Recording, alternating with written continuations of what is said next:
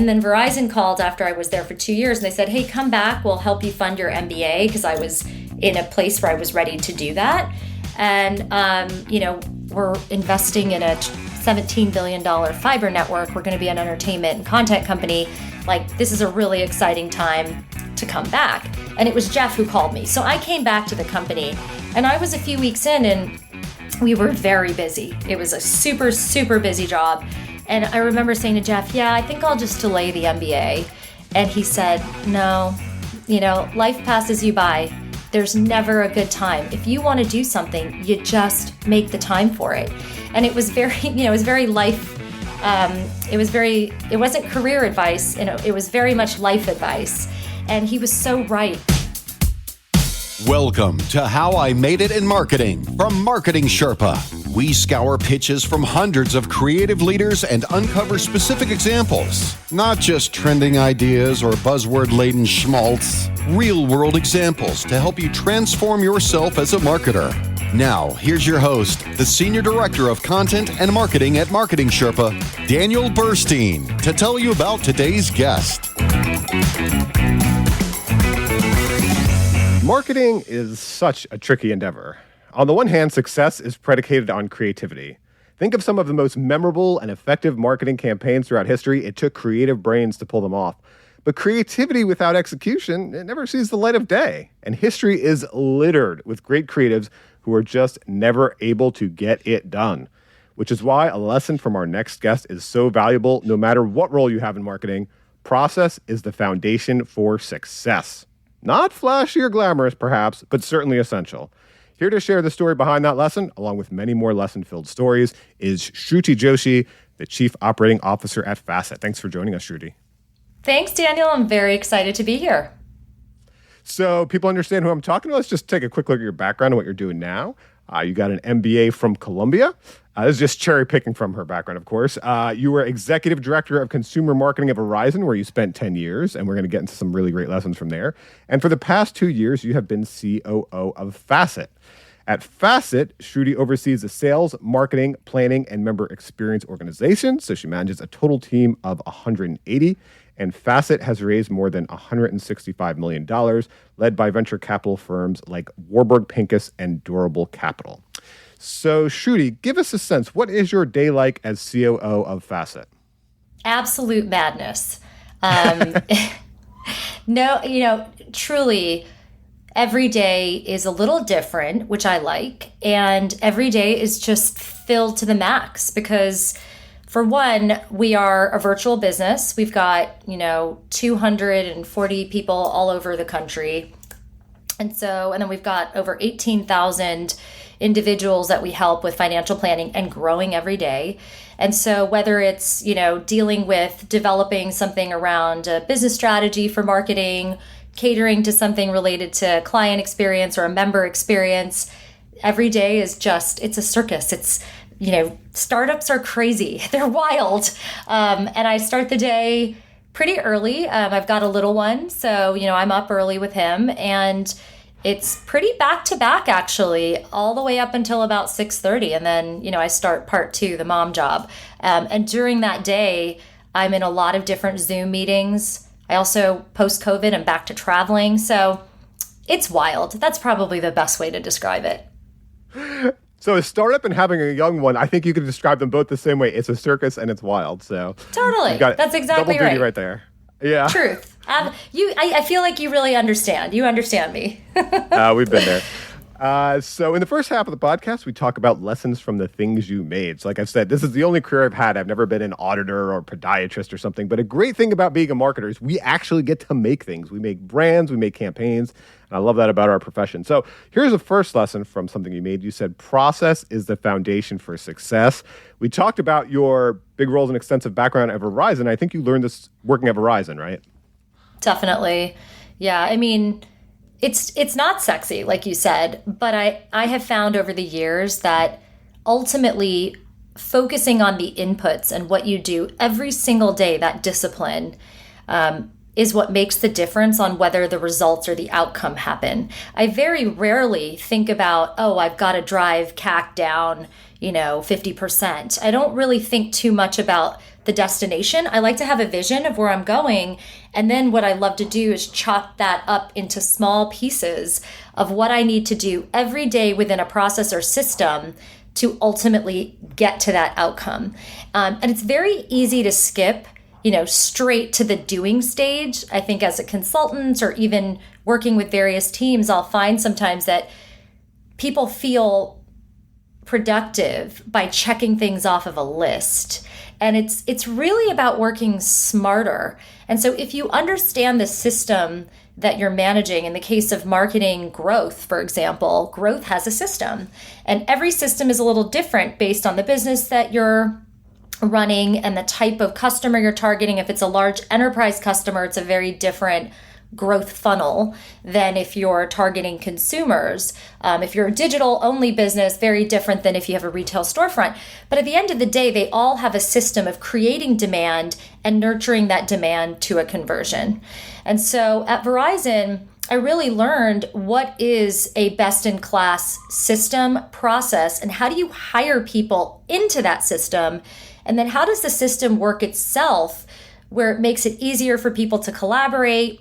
And the number one word I would say about process and a really great growth system in this case is my example is being proactive. So I'll be more specific if it would be helpful. Absolutely. If you think a little bit about my role at Verizon and generating consumer demand for the fiber optic product Fios. As a home solution service. It was a recurring subscription service. It was priced at anywhere between $100 to $200 a month. And the way that the system was designed was to think about generating awareness, getting people to call us or to go online, how we interacted and engaged with them. If they were responders but they didn't convert, how would we nurture them back in? So that's kind of that mid-funnel area. And then, of course, the bottom of the funnel is once they get on a call with a call center rep or they're online, how do you successfully create urgency, whether it's using a offer strategy or an offer end date or something around how that service is going to better their lives and you need it immediately. How do you then convert that? Top funnel being a lot of the media spend and how do you bring people in the door? That system, we really developed it in a way where we put a metrics, again, a data measurement system around it where every day we would look at how we were progressing with consumers down the funnel. So how many, inquiries were we getting? How many people were not responding? How many visits to the website? How many calls to the call center? And we started to understand the ratios in the system. And the actions that we took became directly related to how we were performing in that system. And this big challenge of having to reduce CAC became very much a daily program of how we would look at the micro metrics that drove those macro metrics. And so, long story short is that every business has a system for growth. Figuring that out, laying it out, and then putting analytics around it and hiring people around it, making them collaborate and have the right conversations proactively. I've used this type of system at multiple companies for multiple clients when I was in the consulting space. It always works. Like you always get the outcome if you break it up into bite-sized pieces. I like that. I mean, I've heard, and hopefully this is figurative, not literal, but how do you eat an elephant? And it's one bite at a time, right? Yes. So you mentioned CAC, customer acquisition cost, and you mentioned micro measurements and daily measurements. When are we looking too often at our metrics, right? And when do we have to give a chance for something to play out more? Because I interviewed, a former executive at PayPal who, I don't remember where he is now, but he mentioned at PayPal, he launched a campaign they got people to sign up for PayPal, but then to keep him at PayPal, right? That was the key metric. And I think it took 3 years for his discovery. Like he did some research and he said, this will work. And I wish I could be more specific. I don't remember it exactly, but I remember it took like 3 years for that to play out. And I just said, at a company like PayPal, a digital fast-moving company like PayPal, how did you get the time to let it last for 3 years? Because it wasn't working in year one. So that's why you mentioned, this is great. We're looking every day at our metrics. We've got these micro metrics, but how do we not overreact and make sure we still look at the big picture? Such a good question. It's 100% understanding which metrics matter for what measurement. So there are certain metrics we don't look at daily. We won't. And mostly because it's for example, CAC, right? Like we have a longer sales cycle at Facet. At Verizon, the sales cycle was very short, but you still wouldn't evaluate certain metrics on a daily basis. It made no sense. You would lead you to make very poor decisions. If you're looking at, for example, top funnel awareness spend, also really tough to look at anything like that daily because it's providing a halo effect or doing certain things to other channels where you need more time for the actual dynamic to play out.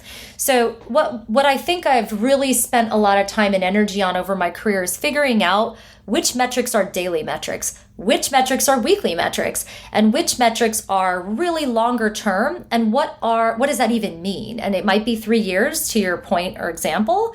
It might be something like a year. And then I think the key is managing expectations. So there are plenty of metrics using Facet as an example where I've told our exec team and our board, hey, like this is going to take a year and a half. Just let it play out. But what I'm going to show you is month to month, what does progress look like? And if some of these sub-metrics are moving in the right direction, that means we're going in the right, we're going to end up in a good place in a year and a half. So I think it's that balance of like which metrics are measuring what a level of success and how do those play together and how do you manage expectations? Yeah, that's nice. Managing expectations is key so people don't overreact when they see those daily numbers. 100%. So I also want to ask, was there any specific tactic that you can give the audience as an example that really was helpful for you for managing such a big project? So I think we mentioned you managed a $750 million budget when you were at Verizon. I'll give you a really simple example that worked well in my own career. I got the great pleasure to manage a website redesign and replatforming.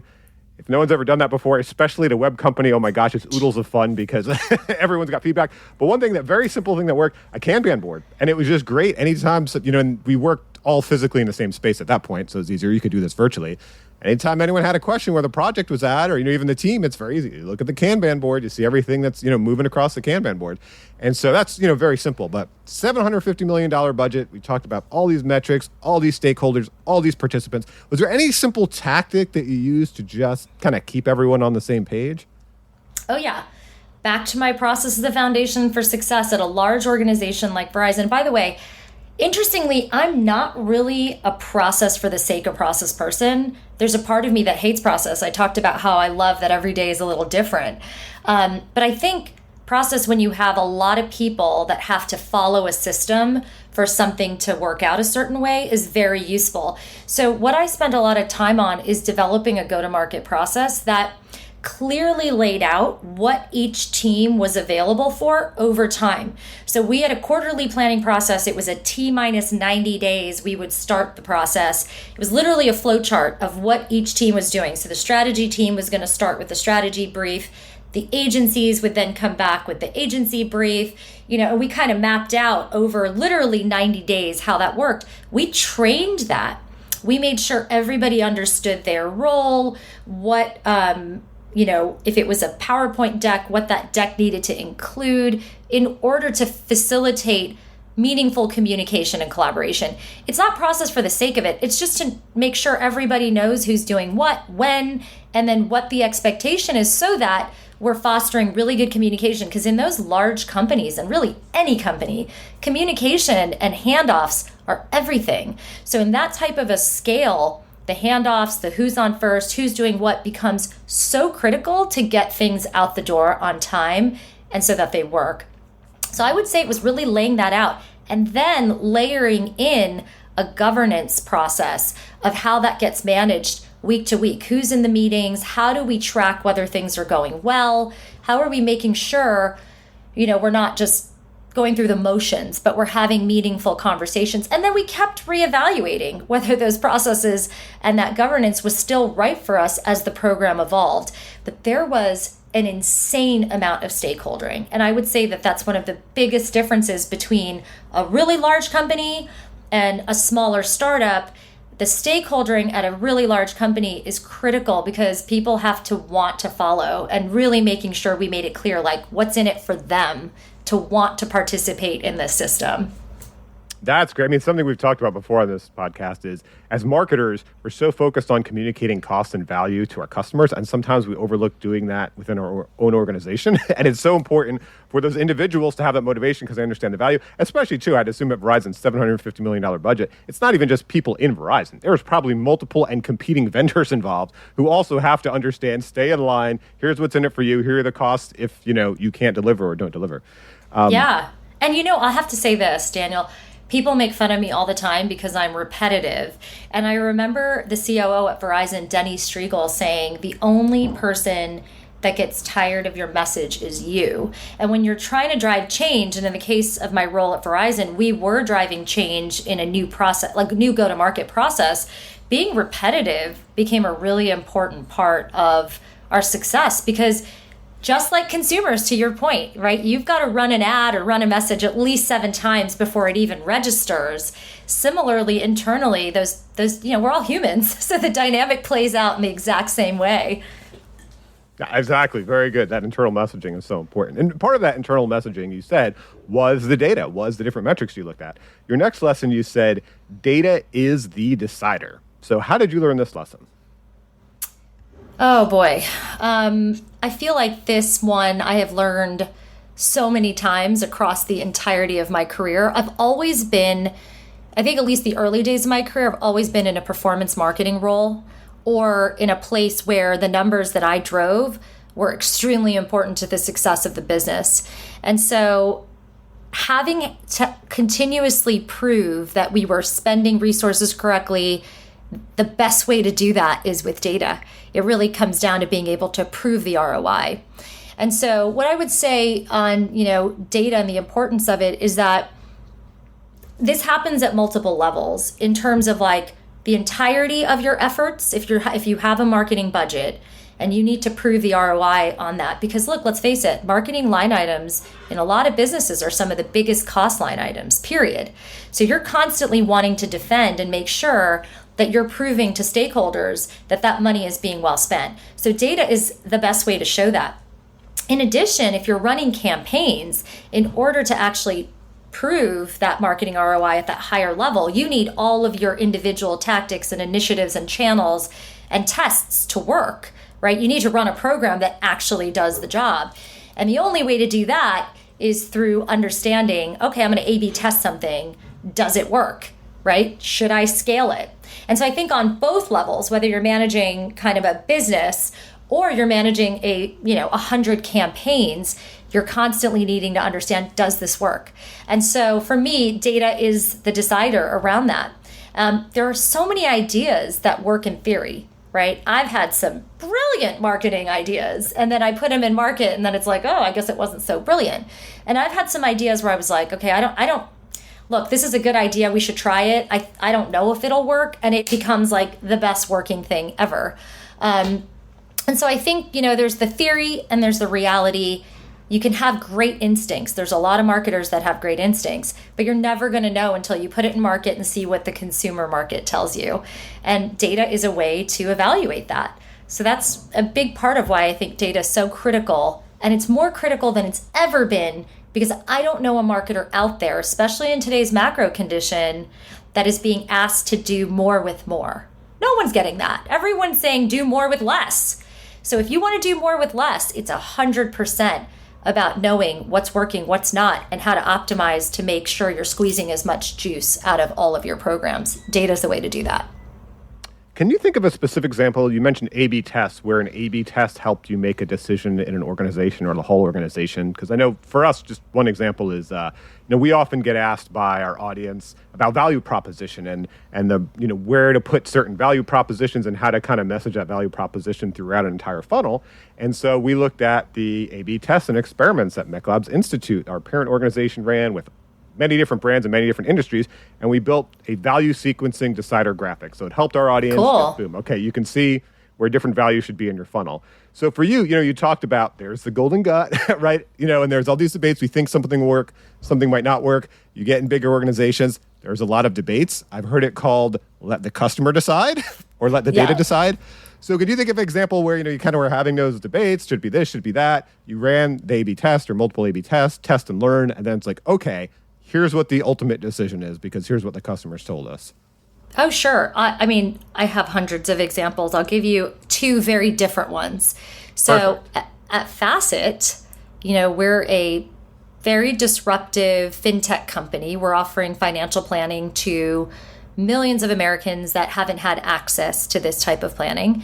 And not only are we redefining an entire service, but we're also democratizing it. And so when the product came to market, there really wasn't a subscription financial planning service out there. So there wasn't a lot of data where you could point at something and say, ooh, look at how they've done it. Or look at, a lot of people said, oh, I don't know if this will ever work. And, obviously those people are now wrong. But what we did is we weren't sure in the early days. And I was on the advisory board and I was an early investor, but I was not involved with the company day to day. And I remember having a conversation with Anders Jones, our CEO and our co-founder, and we were talking about what's the best go-to-market approach for Facet. And there were a couple of thoughts, right? The very, very early days, we had to prove product market fit. So naturally, you start with 100 to 200 clients or less, right? You're just happy someone's going to participate and you kind of see how it goes. So there was certainly testing in whether there was a product market fit with like 50 clients at the time, but there was also a bigger test on how to distribute this. Is it better to go direct to consumer, work with affiliates and our own media demand gen programs, or was it better to go to the industry and actually work with financial planners that had clients that had sort of a lower asset value? The industry likes to focus on people with over $1 million in assets. We really, part of democratizing this service was not to anchor the service to assets under management or AUM. It was to provide, everyone with financial planning that could really change their lives.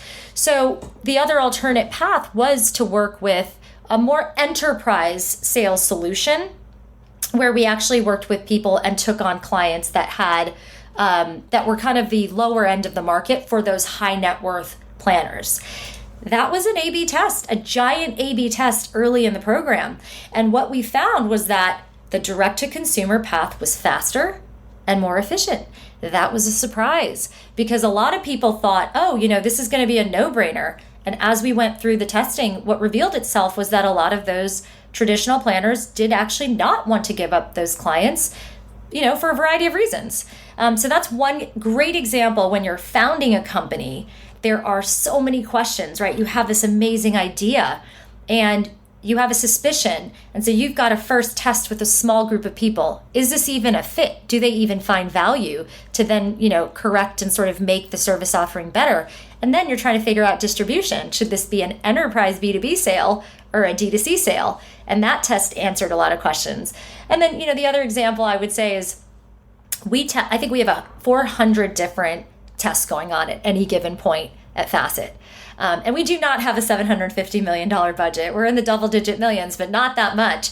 But everything is a test. And it's really fascinating to see what we learn in those tests. So we have got a new lead nurture program led by one of our directors at Facet. It's a new program at Facet in its entirety. It's a new team, a new program to take these leads that are interested in us and then figure out how to nurture them. And all of that is new. And so everything starts as an A/B test because we're trying to figure out the message.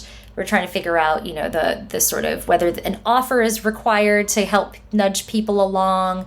So, that's like another set of examples of just everything. We test it all. And I think we don't find that we're at diminishing returns. Certain things, I will say, Daniel, are not worth testing. Like sometimes it's very easy to go overboard on testing or overboard on data. I think it's, balancing, but hopefully that gives you a couple of examples of how we've used this and, test and learn in interesting ways. That's great. Yeah, no, that's a real specific example. And you mentioned too, you don't test everything. One kind of bar I've always used is, are we going to learn something that's going to help us grow the business, understand the customer better? Sometimes if it's testing a green button versus a blue button, sometimes people want to focus on these little things. It's not worth it. Might not even Totally. Yeah. And what else I've noticed just on this point really fast is that people also, sometimes they don't put their best foot forward when they're testing. Like, you got to make sure you know what you want to learn, to your point, and then really sort of put something in market that isolates variables so that you can learn what you want to learn. Sometimes I feel, especially lately, like the words data is a buzzword, data driven, test and learn, A/B test. And I think like that's all great, but at the end of the day, it's actually a very simple concept. Like you want to know what works between something and something else. And I think sometimes we get lost in like the jargon and like the trend and forget like this is a very basic concept. Yeah, and I don't want to get lost on a trail here, but you're tying into something that we focus on a lot. Yeah, I think two things that help too is one, creating a hypothesis. So you actually know the reason why you want to test and you know what the outcome informs. Another thing too is being careful that, like you said, you're isolating variables so that you understand that what you think you're testing to learn, you are actually learning, right? If you're testing something, you have a separate promotion going on that's driving all sorts of different traffic than you normally would, then that maybe isn't really replicatable to how you're going to run your business. Absolutely. Let's talk about another lesson here. Authenticity matters. And I think this ties into kind of the go-to-market strategy that you're currently using. Yes. So thought about this a lot. Although my title is COO, I am responsible for brand and marketing at Facet. And when coming over here, we had to really think. One of the first things that I did when I joined was I really wanted to understand if there was clarity across our leadership team on what it was that we were really building. Like, what is that vision that we're getting to? And a big part of getting to that vision and articulating that has to do with brand.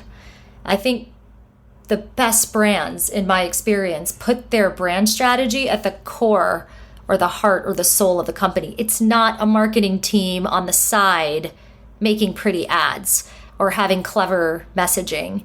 It's really about defining and promising what it is that you do, and then having to deliver a unique experience that differentiates you from competitors to build preference. That isn't going to be a marketing or an ad. That's going to be every single thing the business does. Who the business hires, for example, has to reflect the ability to deliver that promise. The actual product experience or the service experience has to deliver on that. For the best brands, really build that into the DNA, and then every single program, the internal people program or HR programs, the way that you go to market in every touch point ends up having to be consistent. And I think in this day and age with social media, it is more important than ever for that authenticity between the promise and the delivery, or the reality and the expectations. To me, that is everything. And so taking the time to really figure out what you stand for, what experience you want people to take away, and then figuring out systems and processes, again, that ensure that you're going to market in that way is, I think, everything. You can no longer run ads. Like those days of like Mad Men, Madison Avenue, running an ad and like, trust us, and then talking to a couple of neighbors and being like, yeah, do you like this or do you like this? Like those days are kind of over, right? You've got consumers talking and they've got loud microphones. So the reality and the expectations have to meet in a way that they never have. And so I think that's the way to show that you're authentic to your consumers. And consumers know. They are so incredibly savvy. Everybody is a marketer these days. And I think customers know when they're being sold or when there's something authentic happening. That's great. And I want to talk about a specific example you mentioned here. So I totally agree with that. I would say also another way we could talk about that is truly understanding a company's value proposition and then not just messaging that value proposition, but living and delivering it, because every touch point is marketing. Right? It's not just the big brand ad. It's the customer service. It's like, get the product. How does it experience? I have a problem with the product. How does that go? But you mentioned one thing that I really want to zoom in on, because I hear authenticity matters, and I hear sometimes maybe there's some confusion in this area. You talk about influencer marketing, and that's a big part of it. And so I wonder, when it comes to influencer marketing and it comes to a financial product, and we talk about authenticity, where is the line to also have brand standards there and to not have authenticity be when your influencers are delivering your message that, it's not like you said, delivering the value proposition. It's they're being their true selves, but it's not a fit for a financial brand. And I'll give you a quick example from our own testing. And the reason I'm challenging this, by the way, I'll just mention, I don't think we're going to have a chance to dive into all of these, but I'll publish this in the article that comes with the podcast. The Joshi 10 things, these 10 rules that you live by. Number 3 is zero assumptions. Ask questions, which I love. So let's go back to authenticity. So we ran our own test. We called it the authenticity versus professionalism test. Authenticity can mean many things to many people, but one of the things it means is how we present ourselves online. And our CEO, he lives in Montana, and we have a studio up there, and he did some video teaching something, and he was wearing a suit and all professional, all that stuff. It just so happened something went wrong with the video. He didn't say the exact right thing. He had to come back into the studio. He just happened to be wearing his regular Montana cowboy hat and regular Montana dress. And so we ended up with 2 videos. And so we thought, what an interesting test. And we tested it. And we assumed, again, don't have assumptions. We assumed that, it's just, we can all just be ourselves online now. After COVID especially, we're working from home. And it turned out that the cowboy version, we called it Cowboy Flint, underperformed the professional version. So, now again, this is not to say this will not work for any brand. We are specifically a B2B marketing, reporting and teaching brand. Sure. But it did kind of, make you question your assumptions of, okay, like how far can we go with that, what some people would call authenticity. So I go back to, you mentioned influencer marketing is very key to what you're rolling out now at Facet. But again, it's a financial product. There's a certain level of trust. And so where do you balance letting an influencer or just be their absolute true authentic self and doing whatever, to also having to understand, okay, what certain brand standards and levels of professionalism do we need here to build that trust in, like I said, a financial product? Yeah, so for us, all of our brand work that we did at Facet, and by the way, we worked with an incredible brand agency, 21st Century Brand. They've done work for, Airbnb, Peloton, the laundry list of companies they've worked with are just incredible as it pertains to marketing. And I remember speaking with Jonathan Mildenhall when we were about to hire a 21st Century Brand. We were looking for an agency to partner with. And he brought up a few things that I really agreed with. And that was, it all starts with, this is marketing 101, right? It all starts with the customer.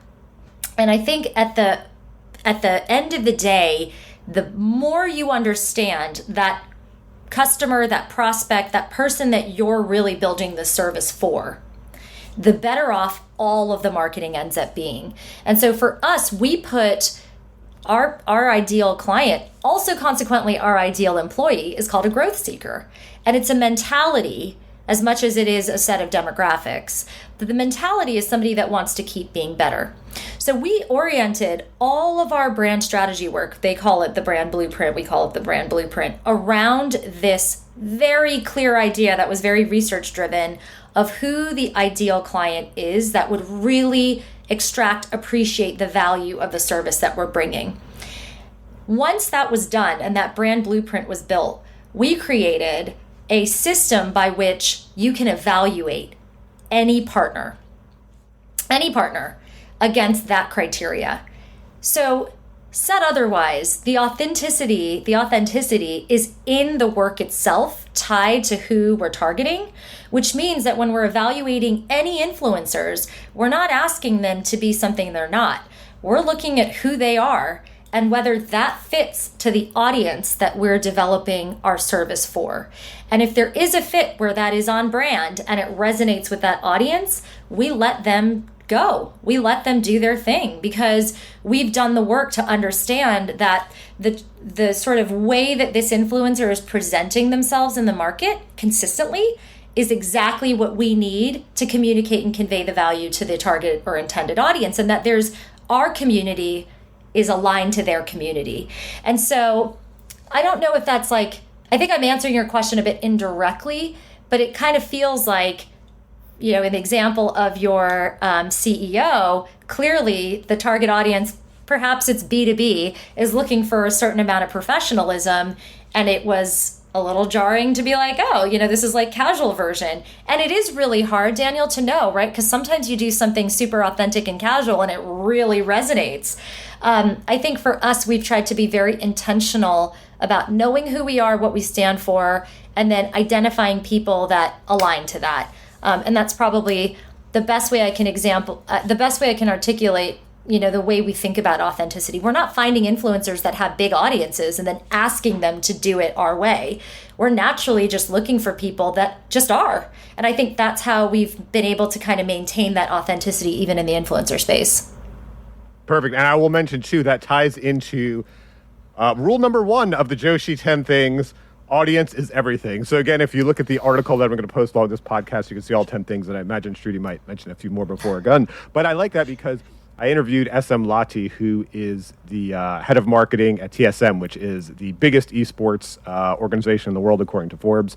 And one of the things she mentioned, too, she said so many companies, find an influencer and then tell them what to do. Like, okay, we want you as an influencer. Now here's how you represent our brand. And she said what worked better for them was finding more micro-influencers, smaller audiences, but the right people. And it sounds like you're saying the same thing as well. Maybe not micro-influencers specifically, but to get that authenticity, it's not about, here's our brand message, we're going to give it to you like we would to a radio host or to a TV announcer. We're just going to make sure we've got that right market fit for an influencer, and then we're going to let you go wild, as opposed to trying to get any influencer based on the numbers and make them fit into a certain box, which would not be authentic. That's exactly right. Let's talk about a lesson, how you helped build your career specifically, how you helped get to this point. So you mentioned that role at Verizon where you're leading customer acquisition. You got it at the ripe age of 28. And the reason you got it is because of this lesson. There's no substitute for mastery and grit. So how did you learn that?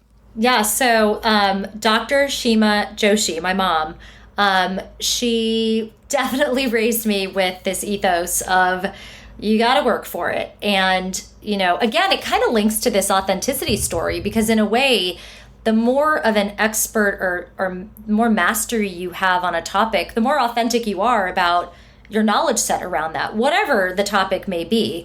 And I think that what she really raised me with was just a work ethic. So obviously Malcolm Gladwell writes about 10,000 hours, and I 100% believe that is true. My experience at Verizon, I think I really did work 10,000 hours. I was so hungry to prove myself because they gave me this massive job. They gave me customer acquisition. I was 28 years old. Oh, and I definitely, although I worked hard and I was very thoughtful about the way I would run my business units or manage my teams. I just remember having like the most insane imposter syndrome at 28, having a 300-person team and a large budget to manage. It was definitely scary.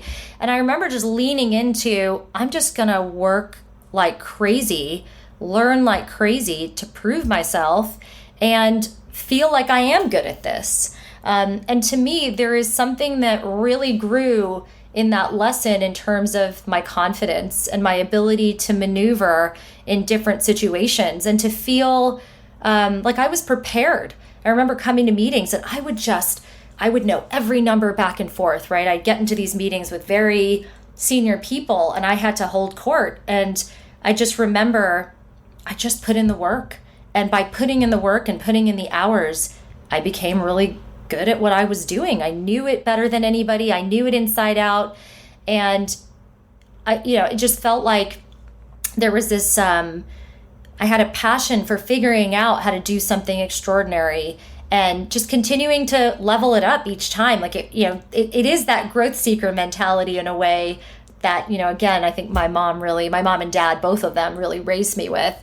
But I think the connection is that there's this like, people have desire, and that's great, but the action that supports that is really what I think builds the confidence and the expertise. And so for me, it was always linking and, prioritizing and choosing how I wanted to build a competency and how I wanted to really understand something, and coming at a place from knowing I never know everything and I'm super curious about it. But when I look at some of the most effective leaders, they just have this grit and they just have mastery of their subjects.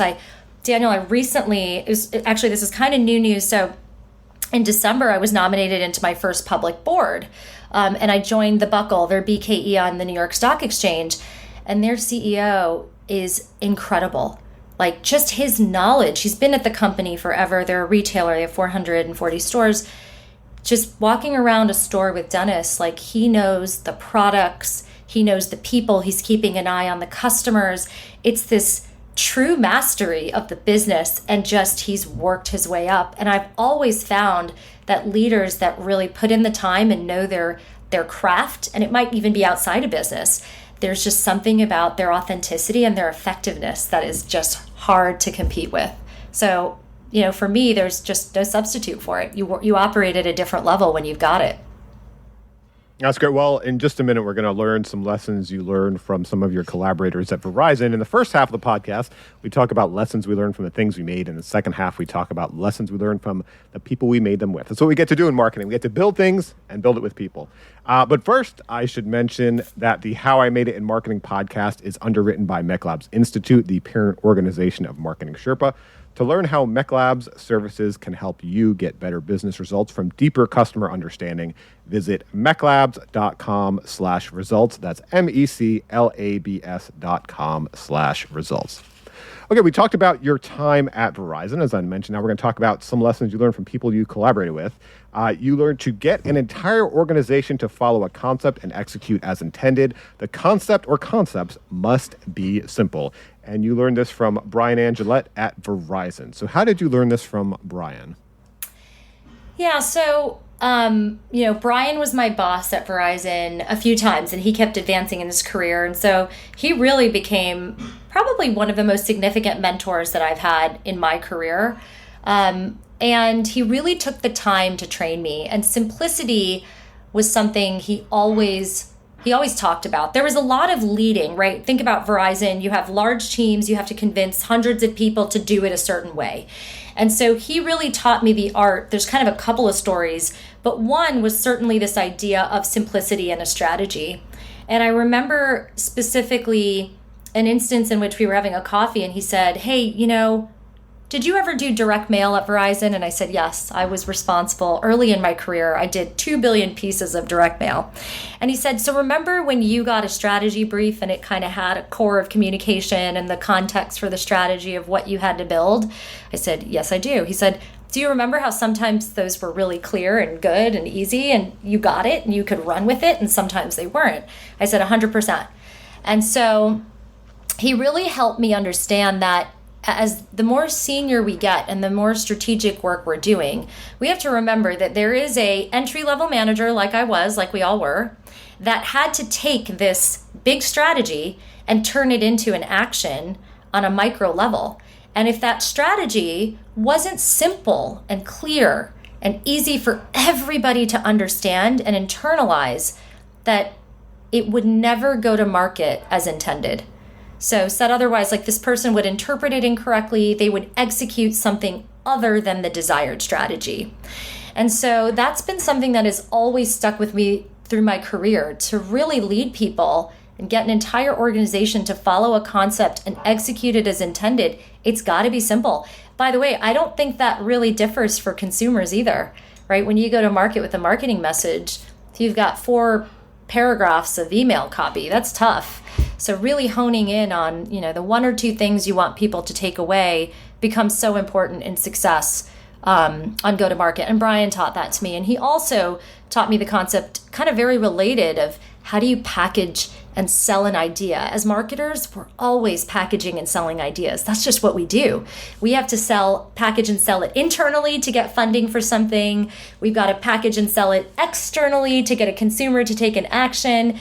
And he really helped me understand. I remember being in a car with him and we were working on a PowerPoint and he was sort of showing me, it was a really kind of funny story. There were all of these various regional directors and he was saying, okay, I'm going to package the slide like this just so I can resonate with the audience. And it was kind of like creating a 2x2 grid where people could identify kind of where they fit. And he said, you're going to see everyone in the meeting is going to raise their hand and say, oh, I'm in that box, I'm in this box.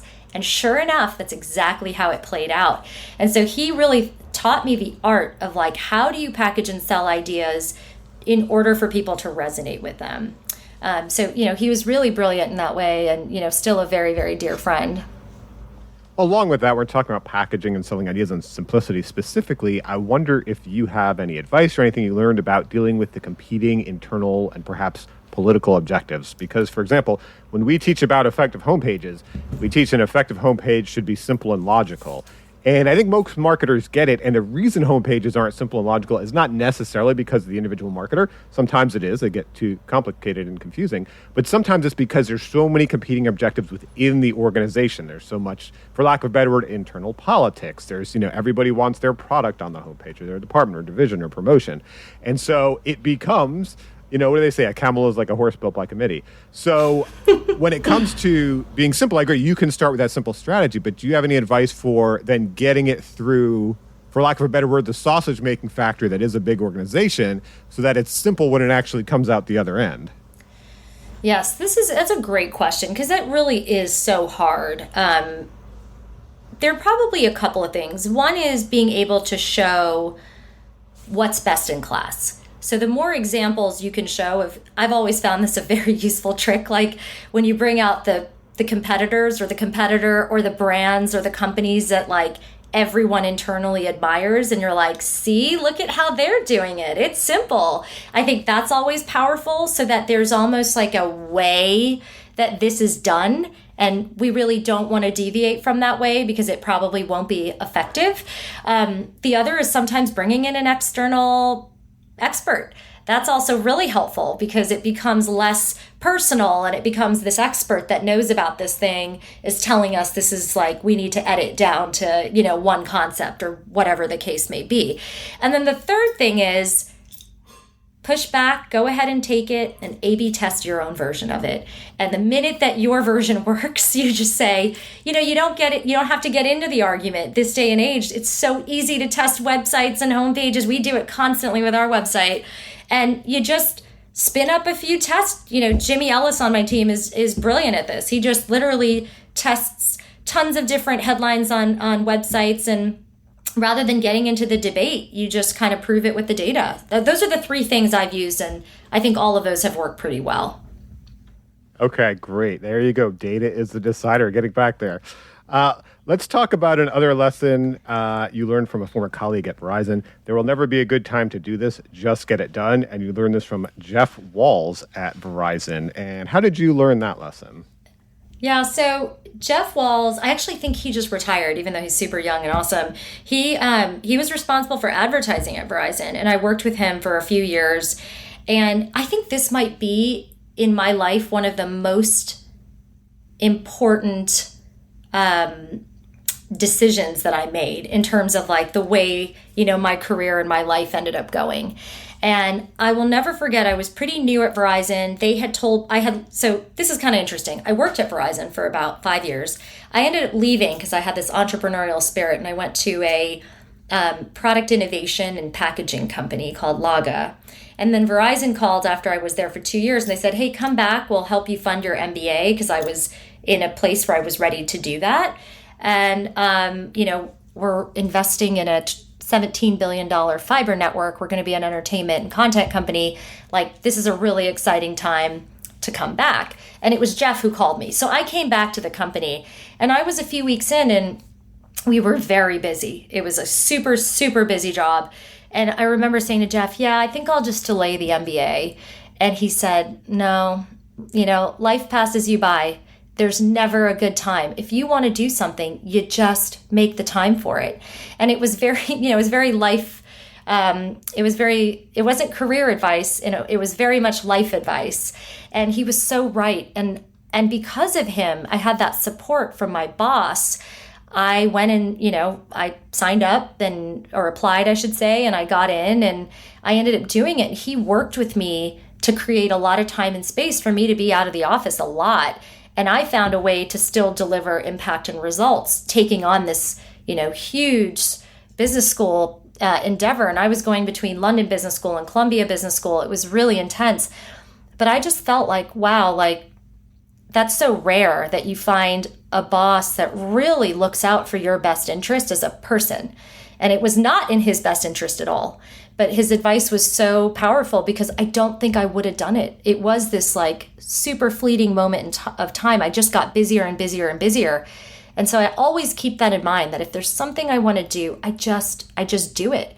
And I knew that, like, I was raised by parents that did that, but I didn't expect it to happen, within a work situation. And I don't even know if he knows this, but it was like, it really changed kind of the course of my career and my life, like actually getting that done and the exposure I had to the people I met at business school and the concepts and ideas and some of the confidence that came along with it. So I wonder how you've applied that lesson now that you lead a team, especially when it comes to, because that's such a great lesson. I mean, life will pass you by, right? Ferris Bueller said it, if you're not careful. But when it comes to even just something kind of personal, because so we did something at one point, it was about 10 years ago, called The Last Blog Post. So I got with all these other publishers. We were like, all right, if you had to write your last blog post, what would it be? And of course, it was inspired by the last lecture, which the professor called, he was, I think, dying. I've read it, yeah. Yeah. And it was about like living your childhood dreams and not overlooking that because life passed you by and your career moves pretty quick. And so, something we've seen in a COVID and post-COVID world is people have kind of taken that more time, whether it's a sabbatical to try to become an artist or, whatever it is, or spend that time with that family. So I wonder now how you manage, now that you had that experience. MBA, that's great, but that is a very specific career forwarding type of thing to go about. It's going to make you a better Verizon marketer, which is a good thing to be. But has there ever been, or have you learned anything in managing your team to also just make sure they are living their childhood dreams, they are seizing their life? Because it will move pretty quick. There's always going to be another deadline. There's always going to be another campaign launch. There's always going to be another product launch. It's never going to be like, okay, there'll be the time when nothing is going on and I'll do that. Yeah, I think we talk about this, a lot. Yeah, for sure. I mean, I think to answer your question, like, I would say that this attitude about you've only got one life is something that has existed with me probably even before Jeff, but it was just so special that somebody that wouldn't benefit from it kind of pushed me to do it. And I think that it was a great reminder, but when, like, all of the career changes I've made, and I've had a very, very wide variety of experiences. I'm not like somebody that's been on a track for a really long time. I was very curious about working at a large company and building a skill set. I left Verizon. I went and did product innovation at an 8-person firm, came back, did FiOS. Then I left and went and did growth ROI consulting, and it was very entrepreneurial, built a business unit from scratch at Altman. And then I remember 9 years in, I was like, I want to do something else. So I left and I started a startup. So I think for me, career hasn't been this thing on the side. It's like about, I say work-life integration. Like, I don't separate, like, to me, I do things that fascinate me and pique my curiosity. And it just sort of all mushes together, whether it's work or whether it's taking a trip. When I when I left Altman, my husband wanted to live in London. So I said, let's go. No time like the present. We didn't have children. We just took off and we lived in London for 7 months between that. So that's always been a huge part of who I am. And so as a leader, I definitely, encourage that. For me, it's much more than just the job. It's about people developing a skill. It's about people feeling good about their contribution, about evolving and becoming, better people. And if they need time to go do something or encouragement to do something they're very passionate about, I think that's a big part of what I really work on, trying to be supportive. Now, we work a lot, so I'm not going to say at a startup where you're trying to disrupt an industry, and change the lives of millions of people, that it's going to be light work, right? I think we're very clear about that expectation when people come in, like, this is an amazing place, but we've really got this core mission and you're part of it. But I think with that, we also really think about the whole person and, are they developing? Are they taking the time? We've implemented this thing called Facet days, where every quarter, we just shut down and everyone takes a day to just sort of do the things that they love. So I think it's very much, Daniel, a part of who I am. I also recognize everyone's different. Like, not everyone has a life pie with 8 wedges and they're all balanced. Like, some people love doing 3 things and doing them hardcore. And some people like doing 8 things, they have 8 parts of their life pie and they want them to be, balanced around. So I think it's being supportive because everybody has their own path and their own desires. But yes, I think that was very inspirational for sure. I like that. Wasn't there a board game? Was it maybe the Game of Life where there was that pie and you had to put in each different? Yeah, I like that. Okay. Exactly. So that ties into, you mentioned Altman, that's Altman Salon. And you said from working there, you learned, just kind of ties on what we were just talking about, to create a meaningful people-first culture. And you learned that from the team in Altman Salon, especially Rory Altman, the partner and co-founder, and Ed Valandri, the co-founder. So you want to tell us a little bit more about your time there and how that shaped you? Yeah, so Altman Solon was formerly known as Altman Valandri. When I worked there, they were Altman Valandri. It was founded by Rory Altman and Ed Valandri. And there was something extremely special, and there still is something extremely special about Altman Solon. Especially coming from Verizon, because I was at Verizon, I was at Laga, I did product consulting, and then I went back to Verizon. Unlike those experiences, Altman opened my eyes to just a whole different way of managing a business and the importance of a people-first culture. The investment in really figuring out, like, what is our culture, who is sort of an optimal fit employee, and what is the process by which we recruit that optimal fit person, and then the thoughtfulness of how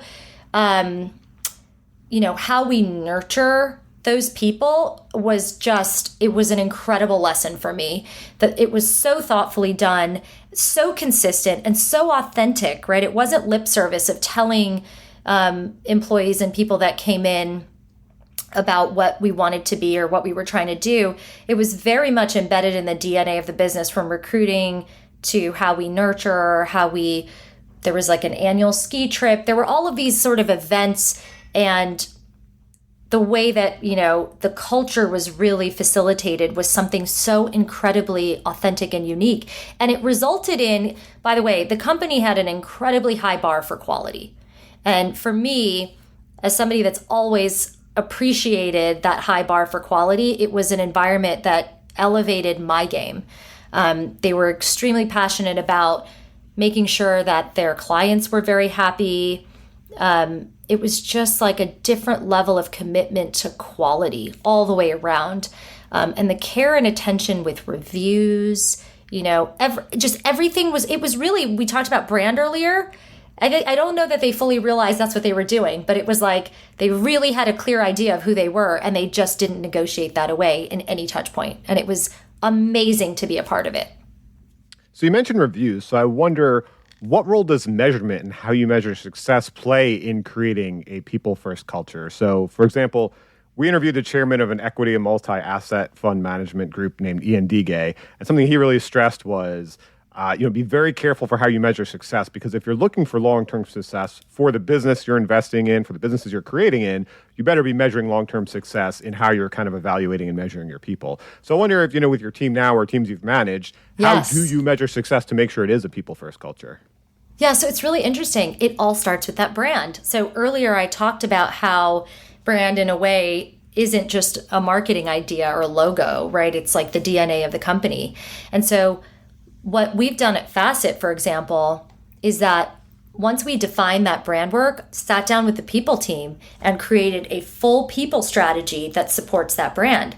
And that meant redefining who we hire. So having it all starts with that, right? If you know who you're going to acquire as a client, they're probably going to be better fit. They're going to love the service. They're going to have more value. Similarly, if you set a clear expectation about what the brand is and what the experience of working at Facet is, and set clarity around that, and then you look for people that are really going to thrive in that environment, that's step one. And I think Altman did an amazing job of knowing who was a great fit employee. And then I think it becomes developing a program that nurtures that desired culture and brings out the absolute best in these people. And to answer your question about data and measurement, that is a huge part of it.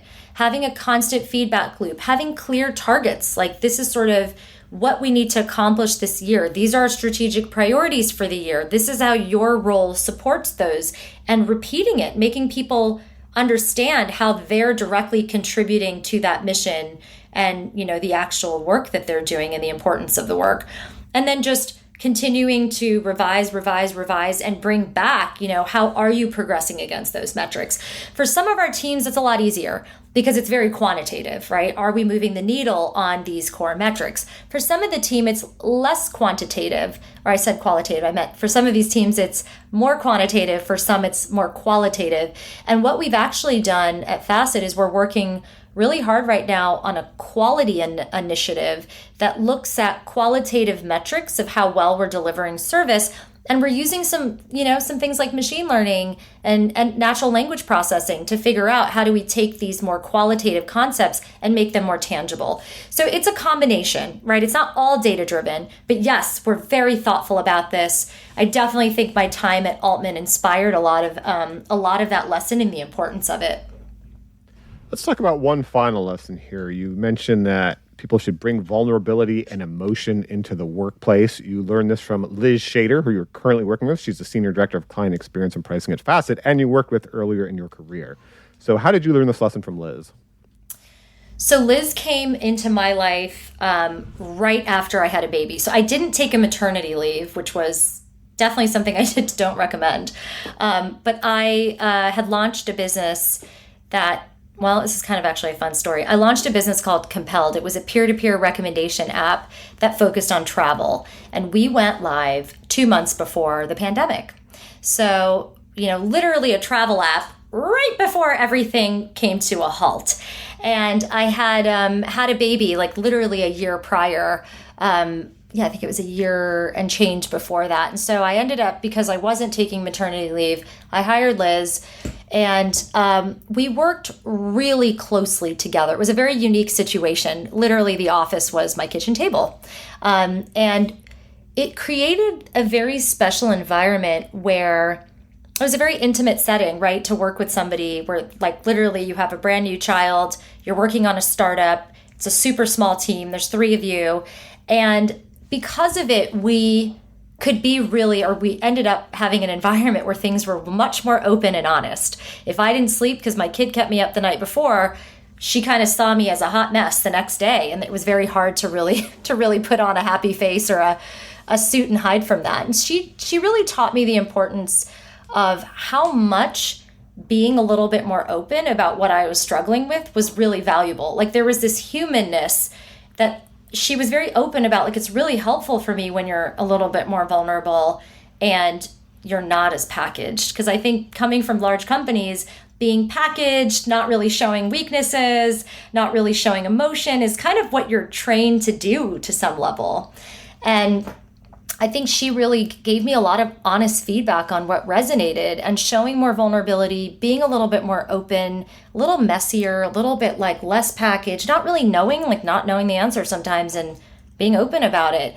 I think it really made her more open and brought out the best in her. And that turned me into a more compassionate and much more open leader. And I think it's just like, it was just such an interesting situation, and I've really carried it into where I am. And so I do show a lot more emotion than I ever have.